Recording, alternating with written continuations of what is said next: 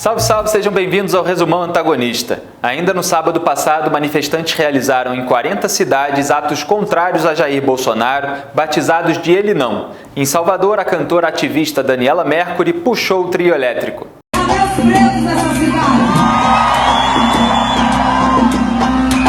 Cadê os gays dessa cidade?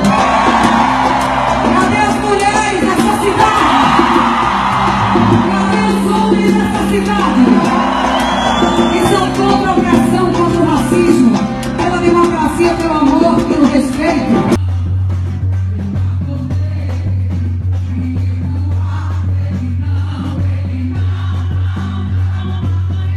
Mas o Ele Não acabou impulsionando a manifestação Ele Sim, realizada no domingo em 60 cidades. Na Avenida Paulista, a reação foi forte. Ele sim! Ele sim! Ele sim! Ele sim! Ele sim! Enquanto Bolsonaro se consolidava como protagonista da campanha eleitoral, Ricardo Lewandowski tentava liberar no STF uma entrevista do presidiário Lula, cabo eleitoral de Fernando Haddad, a colunista social da Folha de São Paulo. Indicado pelo próprio Lula ao Supremo, Lewandowski deu decisão a favor, mas Luiz Fux a derrubou com liminar, depois mantida pelo atual presidente do STF, Dias Toffoli, apesar do piti de Lewandowski, que em seguida ainda atendeu a uma reclamação de deputados petistas e voltou a autorizar a entrevista, acusando Fux de obstar a liberdade de imprensa com motivações cujo caráter subalterno salta aos olhos. É a velha tática dos subalternos de Lula de acusar os outros daquilo que fazem. Toffoli, no entanto, reafirmou a decisão de Fux, determinando que ela deverá ser cumprida em toda a sua extensão até posterior deliberação do plenário. Na segunda-feira, o Ibope mostrou um crescimento de 4 pontos de Bolsonaro, que atingiu 31%, enquanto Haddad manteve os 21% da pesquisa anterior. Ciro Gomes, que apareceu com 11%, acabou alegando que a campanha Ele Não teve um erro de posicionamento de marketing. O ato das mulheres foi a coisa mais linda que aconteceu. A política tem coisas que a gente só vê depois. Eu percebi só depois que, quando demos a ideia de Ele Não, acabamos trazendo uma polarização que não ajuda a nossa causa. Como assim quando demos a ideia? Ué, Ciro, a ideia não foi das mulheres? Ou foi de um macho branco, linha auxiliar do PT, que declarou R$1.700.000 de patrimônio à Justiça Eleitoral? A propósito, o que ajuda a causa afinal? Chamar Bolsonaro de nazista, filho da puta? Ele só vítima desse nazista, filho da puta, que nós vamos derrotar. Dizer que o discurso nazista é forte no Sul? Porque lá do Sul pra cá é muito forte a força desse discurso nazista. Ou agredir entrevistadores? Vá pra casa do Romero Jucá, seu filho da puta. Eu espero que você nunca seja presidente. Obrigado, valeu. O que foi? Vai bater? Você acha que eu sou a Patrícia Pilar que você bater, rapaz? E Ciro ainda falou que fascista com ele é na chibata, mas depois amaciou alegando que se referia a chibata moral, chibata retórica. Então tá. Mais explosivo que Ciro foi o primeiro anexo da delação de Antônio Palocci liberado pelo juiz Sérgio Moro. Nele, o ex-ministro petista coloca Lula como mandante tanto da arrecadação ilícita de dinheiro do esquema de corrupção na Petrobras, quanto do uso desse dinheiro sujo em campanhas presidenciais de Dilma Rousseff, que, segundo o delator, custaram R$1,4 bilhão. De acordo com os depoimentos, Lula sabia do Petrolão desde fevereiro de 2007, pelo menos, quando disse a Palocci ter ciência de diversos crimes cometidos pelos então diretores indicados por ele mesmo, Renato Duque e Paulo Roberto Costa. Mas foi em reunião de 2010 que Lula encarregou o próprio Palocci de gerenciar os recursos ilícitos que seriam gerados no Petrolão e o seu devido emprego na campanha de Dilma. Foi a primeira vez, segundo Palocci, que Lula explicitamente tratou da arrecadação de valores a partir de grandes contratos da Petrobras, solicitando ao então presidente da estatal, José Sérgio Gabrielli, que encomendasse a construção de 40 sondas para garantir o futuro político do PT. Palocci também contou à Polícia Federal que o PT teve contas secretas no exterior, abertas pelo próprio partido ou por empresários. Para surpresa de ninguém, a reação petista à divulgação da delação consistiu em ignorar as denúncias de Palocci e acusar Moro de tentar intervir na eleição. Os três mosqueteiros de sempre, Paulo Pimenta, Vadi Damuz e Paulo Teixeira, acionaram então a Corregedoria do Conselho Nacional de Justiça, que deu a Moro 15 dias para explicar o levantamento do sigilo, já explicado pelo procurador Deltan Dallagnol à imprensa. Segundo Deltan, numa ação penal, os acusados têm direito de saber que existe uma colaboração e o que foi dito pelo colaborador, já que isso pode influenciar a decisão do juiz. Levantar o sigilo é uma condição necessária para o exercício da defesa. Essa ação penal está na fase de alegações finais. É essa a oportunidade que a defesa tem para se manifestar sobre esse termo de colaboração. Não existia outro momento para que esse termo fosse juntado aos autos. O tempo da justiça e o tempo da política não podem ser confundidos. O fato de que um determinado evento ou prova judicial tem implicações políticas não deve influenciar a atuação da justiça. A propósito, se Lula dizia não ter preocupação com a delação de seu camarada Palocci, por que tanta choradeira petista agora, não é mesmo? Eu não tenho nenhuma preocupação com nenhuma delação. Sabe, não tem a menor preocupação. O Palocci é meu companheiro de 30 anos, é fundador do PT, foi meu ministro da Fazenda, foi ministro da Casa Civil da Dilma, é uma das figuras mais inteligentes desse país.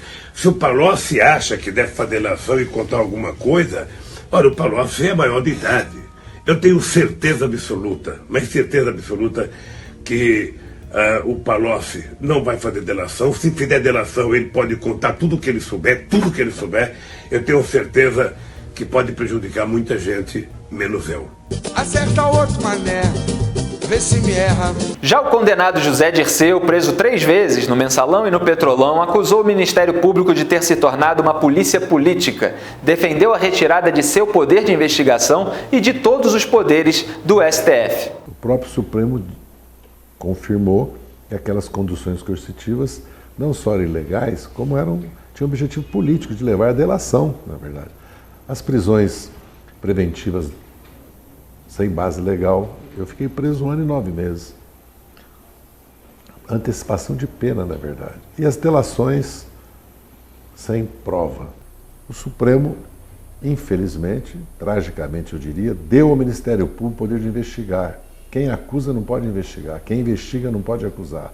Já há ministros do Supremo propondo que se revogue essa decisão, porque existem hoje os famosos PICs, que são investigações sigilosas do Ministério Público. E o Ministério Público, na verdade, hoje é uma polícia política.